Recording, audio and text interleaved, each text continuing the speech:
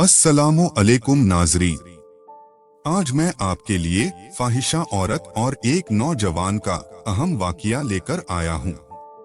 तो हमारे साथ बने रहें और हमारी वीडियो पसंद आए तो हमारे चैनल को जरूर सब्सक्राइब करें। फाहिशा औरत और बाहया नौजवान हजरत सैयदना अब्दुल्लाह बिन वहब हजरत सैयदना इब्राहीम से नकल फरमाते हैं, बनी इसराइल में एक नौजवान था जो अहले दुनिया से अलग थलग एक इबादत खाने में अल्लाह की इबादत किया करता था। वो हर वक्त यादे इलाही में मशगूल रहता। कुछ बददीन लोग उस नौजवान से हसद करने लगे और उन्होंने यह फैसला किया कि किसी तरह इस जवान को जलील करना चाहिए। बहरहाल हासिदीन की वो जमात हर वक्त उस आबिदो जाहिद नौजवान को जलील करने की फिक्र में सरगर्दा रहने लगी।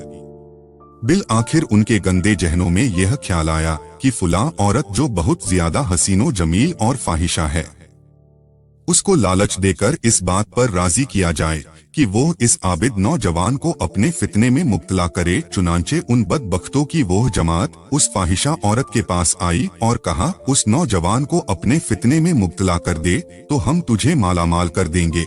हमें उम्मीद है कि तू उसे रुस्वा और जलील कर सकती है।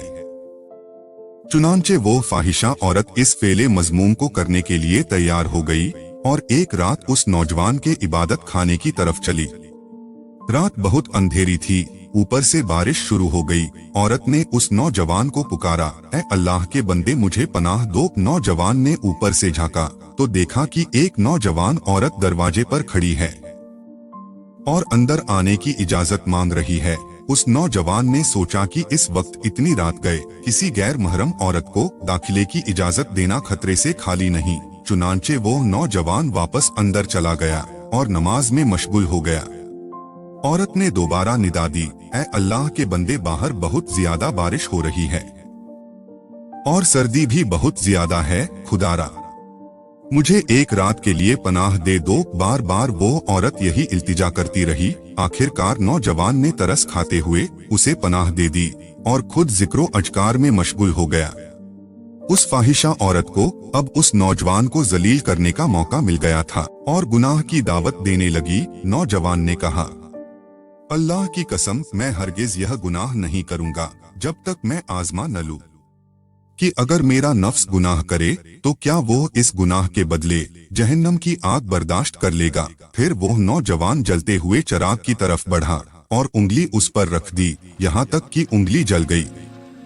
फिर वो इबादत में मशगूल हो गया। फाहिशा औरत ने करीब आकर फिर उसे गुनाह की दावत दी तो नौजवान ने अपनी दूसरी उंगली भी जला डाली। इसी तरह वो फाहिशा औरत बार बार उसे गुनाह की दावत देती रही और नौजवान अपनी उंगलियां जलाता रहा। बिल आखिर उस पाक दामन मुत्तकी व परहेजगार नौजवान ने अपनी सारी उंगलियां जला डाली, लेकिन गैर महरम औरत की तरफ नजर उठाकर भी न देखा और अपनी इज्जत की हिफाजत करता रहा।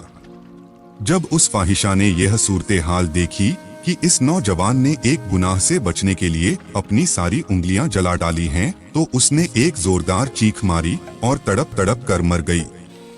सद आफरीन उस नौजवान पर जो अल्लाह के खौफ से ऐसे वक्त में गुनाह करने से बाज रहा जब तन्हाई में इर्तिकाबे गुनाह से उसे कोई रोकने वाला न था। जिन्हें अल्लाह का खौफ होता है वो हर हाल में चाहे खलवत हो या जलवत अल्लाह से डरते हैं और गुनाहों की तरफ रागिब नहीं होते। उस नौजवान ने अपनी उंगलियां तो जला डाली, लेकिन एक नजर भी उस फाहिशा पर नजर डालना गवारा न की। हकीकत यह है कि जिसके साथ अल्लाह की मदद हो उसे कोई रुस्वा और जलील नहीं कर सकता।